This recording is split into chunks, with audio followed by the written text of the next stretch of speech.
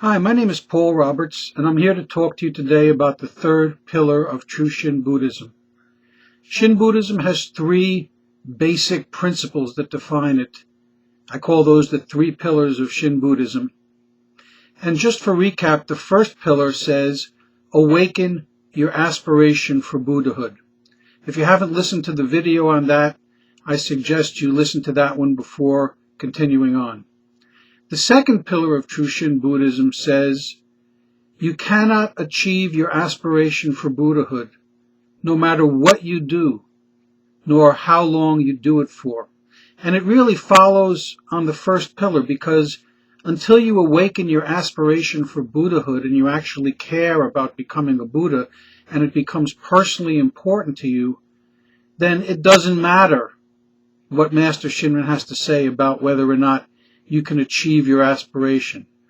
But once you have awakened your aspiration for Buddhahood and it really becomes the central driver of your life, then the great question is, well, how do I do that? And Master Shinran, in the most radical statement, says that nothing works, no practice works anymore, because we live in the age of Dharma decline, otherwise known as Mappo. Again, there's a whole video on that, and if you haven't listened to that video, I suggest you listen to that one before you continue on with this one. So if nothing works, and if Master Shinran is correct, as I of course believe he is, that we cannot achieve our aspiration for Buddhahood by our own efforts, by doing anything, even if we do it perfectly for our entire life, even if we practice perfectly for our whole life, or for the next 10 lives that we have, or the next 100 or 1,000, or even our next 1,000,000 lives, if that will not cause us to attain Buddhahood, then how can we possibly attain Buddhahood? And that leads us directly to the third principle, the third pillar of true Shin Buddhism, which says, entrust yourself and your karmic destiny entirely, utterly, completely to Amida Buddha and his primal vow. Entrust yourself and your karmic destiny entirely to Amida Buddha. That is the third great principle, the third foundational Dharma idea of true Shin Buddhism. I want to read you something that is in the letters of Master Renyo, who's the second great teacher of true Shin Buddhism. And a number of his letters he wrote in the form of a question and an answer. They were pastoral letters, and he was speaking to members of the Shin Sangha who were really trying to understand the Dharma, and they would ask Master Renyo questions, and Master Renyo would answer them. Master Shinra did the same thing in many of his letters, but I find the letters of Master Renyo are particularly useful for sharing with somebody who is looking to understand the third pillar of true Shin Buddhism. So here it is. The question that was asked was this.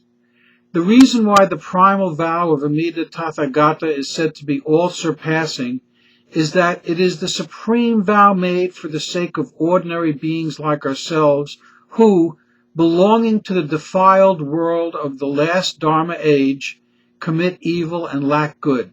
So you can see the questioner understands the second pillar, that we live in the age of Mappo, this defiled age, this last Dharma age. And the questioner goes on to say, yet we have no clear understanding of how we should conceive of this, and how we should entrust ourselves to Amida in order to be born in the Pure Land. Please tell us about this in detail. And so Master Renyo answers like this. He says, sentient beings living now in the last Dharma age should simply entrust themselves exclusively to Amida Tathagata, to Amida Buddha. Even though they do not rely on other Buddhas and Bodhisattvas as well, the Buddha has vowed with great mercy and great compassion that however deep their evil karma may be, he will save those who single-heartedly and steadfastly take refuge in the one Buddha, Amida. Sending forth the great light of his compassion, he receives them within that light. Hence the Contemplation Sutra teaches, the light shines throughout the worlds of the 10 directions, and sentient beings mindful of the Buddha are embraced, never to be abandoned, never to be abandoned. And because of this, the way that will surely lead us to the evil courses, the 5 paths or the 6 paths, is closed off through the inconceivable working of Amida Buddha's vow. How this comes about is explained in the larger sutra. One severs crosswise the 5 evil courses, and the evil courses close off of themselves. Therefore, however much we may fear that we are going to fall into hell, when we entrust ourselves without a single thought of doubt to the Buddha's vow, those of us who are received into Amida Buddha's embracing light will not fall into hell through our designing, but are certain to go to the land of utmost bliss. When this has become clear to us, since it is we who receive the immeasurable benevolence of the Buddha's great compassion, all we can do, day and night, morning and evening, is to say the Nembutsu in gratitude for the Buddha's benevolence, repeating the name at all times. This is precisely what it is to have attained true and real faith. This is an extremely important and powerful letter, and I just want to point out 1 or 2 things that Master Renyo talks about, the fact that Amida sends forth his great light of compassion, and those who are mindful of it, who are mindful of that light, are embraced, never to be abandoned. This is one of the key ideas that has been so comforting and sustaining to me since I became a Shin Buddhist, that I know that I am grasped by Amida Buddha, never to be abandoned. I can be having a good day, I can be having a bad day, I can be thinking thoughts like a good Buddhist, I can be thinking thoughts like a bad Buddhist, I can have struggles with my blind passions, my cravings and aversions, my delusions, my obscurations, my ignorance, my egotism. I can be having a terrible, terrible time. Happens to all of us. And yet I am grasped by Amida Buddha, never to be abandoned. And for what Amida Buddha does here is he literally closes off the evil ways, the evil courses, the power of my own egotism that's at work in my own mind. He closes off that power as he continues to draw me to himself. One severs crosswise the 5 evil courses, and the evil courses close off by themselves. That's what happens to a person who entrusts himself or herself to Amida Buddha.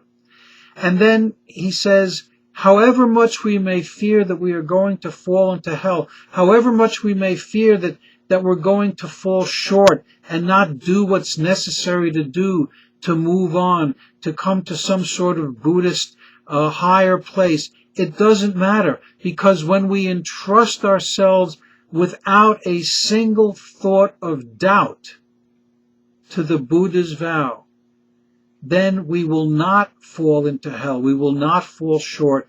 We will certainly go to the land of utmost bliss. And I need to say that this key phrase is, we entrust ourselves without a single thought of doubt. Now, this is what makes Shin Buddhism very difficult for many people, because it's natural for us to have doubts when we hear this message. We hear that Amida Buddha is going to accept us just the way we are and cause us to take birth in our next life and be born in the Pure Land. And something inside us says, wait a minute, this is too good to be true. There has to be some sort of a catch here. No, there is no catch. We entrust ourselves to this message without a single thought of doubt. We find out for ourselves by asking the Buddha within, is this message true? And when we hear that it's true, we entrust ourselves without a single thought of doubt. And then we receive the gift that only Amida Buddha can give. This is the gift of Shinjin. It is the gift of faith, mind, consciousness, the gift of knowing that we are already saved by Amida Buddha, and that in the next life we will be born in the Pure Land. We will see Amida Buddha immediately, and then as soon as we see Amida Buddha, we will ourselves become transformed into Buddhahood. And we know this because we receive the gift of Shinjin, this gift of faith, mind, consciousness. And once we receive this gift, immediately we are so grateful. We're like a drowning man who's been pulled out of the ocean, brought onto the great ship of the primal vow. And what does a drowning man say when he's pulled out of the ocean? He just says, thank you. Thank you, thank you, thank you. It's not a practice. It's not a good act.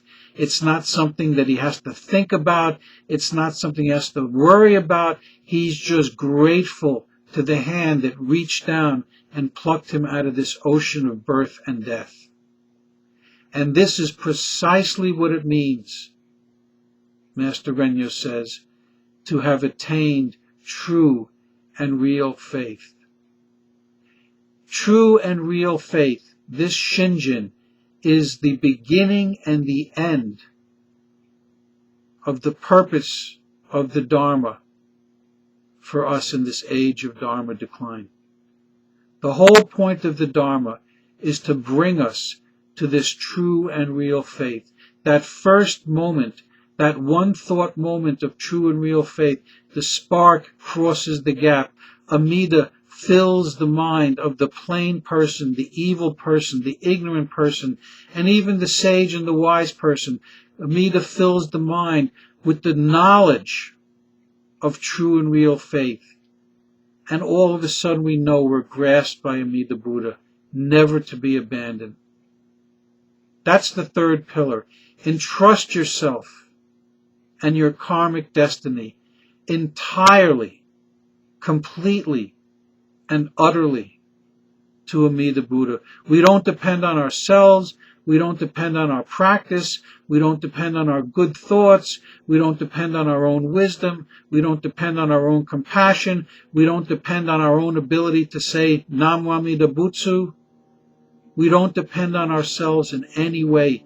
We depend entirely upon Amida Buddha. That is true Shin Buddhism. And I just want to close with a quote here.